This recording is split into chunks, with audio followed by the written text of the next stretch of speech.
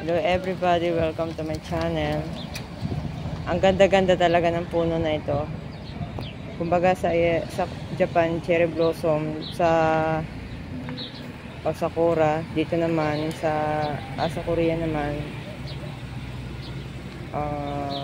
cherry blossom. Cherry blossom nga ba sa Korea? Dito naman purple blossom, apakaganda nito. Ito yung end ng springtime. Ito yung bulaklak na nakikita mo kapag malapit na ang summer. Ang ganda-ganda ng bulaklak niya. Violet.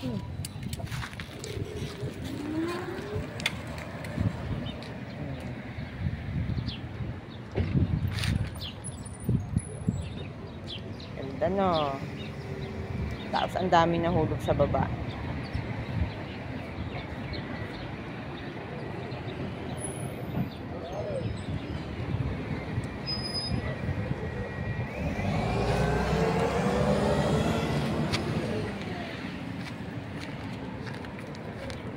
Ayan. Ayan. Oh, diba? Puro bulaklak ang paahan ko.